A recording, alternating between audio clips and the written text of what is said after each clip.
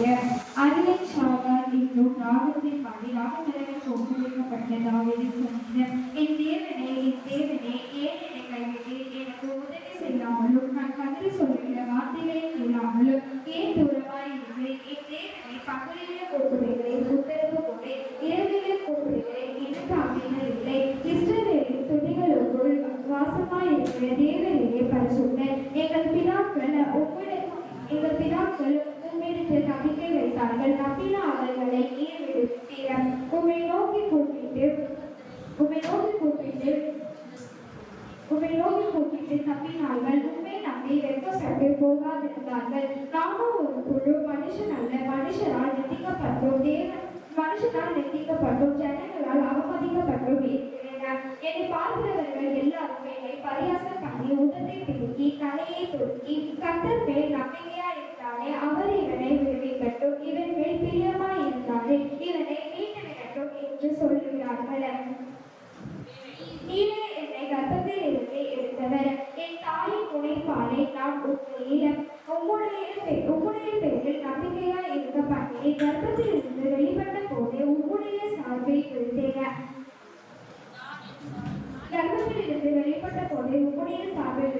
நான் என் தாயின் வயிற்றில் இருந்தது முதல் நீரே என் தேவனாய் இருக்கிறீர். என்னை விட்டு தூரமாய் இராதையும் ஆபத்தை விட்டு இருக்கிறது சகாயரும் இல்லை.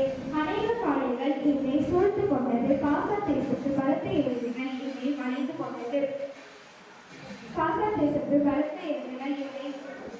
கொண்டது. தீரி வச்சுக்கிற சிங்கத்தை போல் எங்கள் தங்கள் வாயை திறக்கிறார்கள். தண்ணீரை போல் ஊற்றுமே என் எழுத்துகள் எல்லாம் கட்டுவித்தது. என் இருதய மெழுகு போல் ஆகி என் குடல்களின் நடுவே உருகி போயிற்று.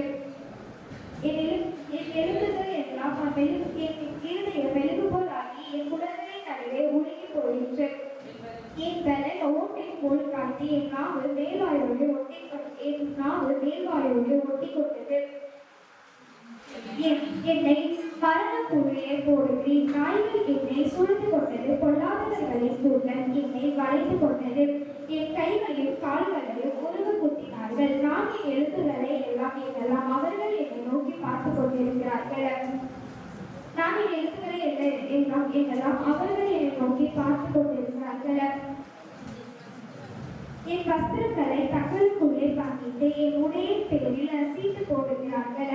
ஆனாலும் கர்த்தாவே, நீர் எனக்கு தூரமாய் இராதையும் என் பலனை எனக்கு சகாயம் பண்ண தீவிரையும் என் ஆத்துமாவை பட்டயத்திற்கும்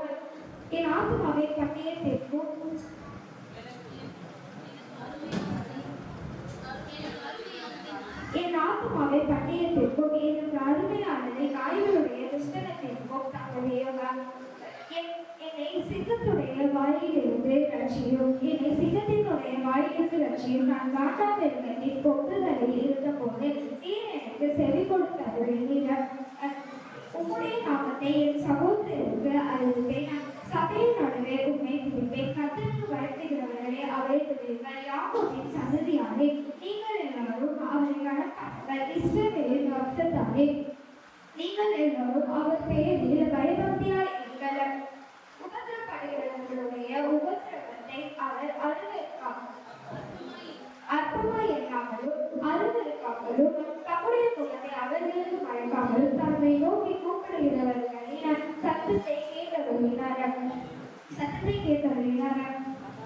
மகாசபையிலே உம்மை துதிப்பேன். உமக்கு பயந்தவர்களுக்கு முன்பாக என் பொருத்தனைகளை செலுத்துவேன். சாந்த குணம் உள்ளவர்கள் புசித்து திருப்தி அடைவார்கள். கற்றை தேடுகிறவர்கள் அவரை துதிப்பார்கள். உங்கள் இருதயம் என்றென்றும் வாழும்.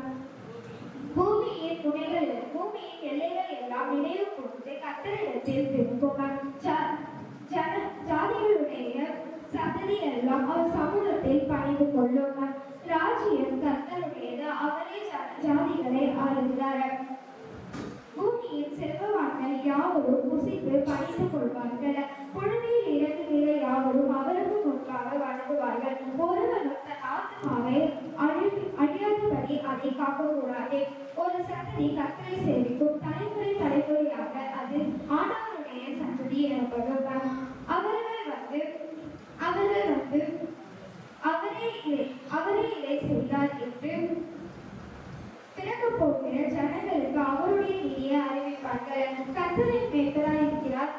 மகிழ்ச்சி அடையேன். அவர் என்னை புல்லுள்ள இடங்களில் விட்டு அமர்ந்த தண்ணீர் அணையில் என்னை கொண்டு போய் விடுகிறார். அவரின் ஆத்மாவை தேற்றி தம்முடைய நாமத்தின் நிமித்தம் என்னை நீதியின் பாதைகளில் நடத்துகிறார். நான் மரண இருளே பள்ளத்தாக்கிலே நடந்தாலும் நான் பொல்லாப்புக்கு பயப்படேன். தேவரே என்னோடு கூட இருக்கிறேன். ஒரு கோலும் ஒரு தடியும் என்னை தேற்றும். என் சத்துருக்களுக்கு முன்பாக நீ எனக்கு ஒரு பந்தி ஆயத்தப்படுத்தி என் தலையை எண்ணெயினால் அபிஷேகம் பண்ணுகிறீர். என் பாத்திரம் நிரம்பி வழிகிறது. என் ஜீவனுள்ள நாளெல்லாம் நான் கர்த்தருடைய வீட்டிலே நீடித்த நாட்களாய் நிலைத்திருப்பேன். பூமியும் அது நிலையும் உலகமும் அதில் உள்ள குடிகளும் கர்த்தருடையது. அவர் அதை கடல்களுக்கு மேலாக அஸ்திவாரப்படுத்தி நதிகளுக்கு மேலாக ஸ்தாபித்தார். யார் கர்த்தருடைய பர்வதத்தில் ஏறுவான்? யார் அவருடைய பரிசுத்த பர்வதத்தில் நிலைத்திருப்பான்? கைகளில் சுத்தமுள்ளவரும் இருதயத்தில் மாசில்லாதவருமாய் இருந்து தன் ஆத்துமாவை மாயைக்கு ஒப்பு போடாமலும் கபட ஆணையிடாமலும் இருக்கிறவனே அவன் கர்த்தரால் ஆசீர்வாதத்தையும் தன் ரட்சிப்பின் தேவனால் நீதியையும் பெறுவான். இதுவே அவரை தேடி விசாரித்து அவர் சமூகத்தை நாடுகிற யாக்கோபு என்னும் சந்ததி. அநாதி கதவுகள் வாசல்களை திறவுகள், வாசல்களை தலையை உயர்த்துங்கள். அநாதி கதவுகளை திறவுகள். மகிமையின் ராஜா உற்றவேசிப்பார்.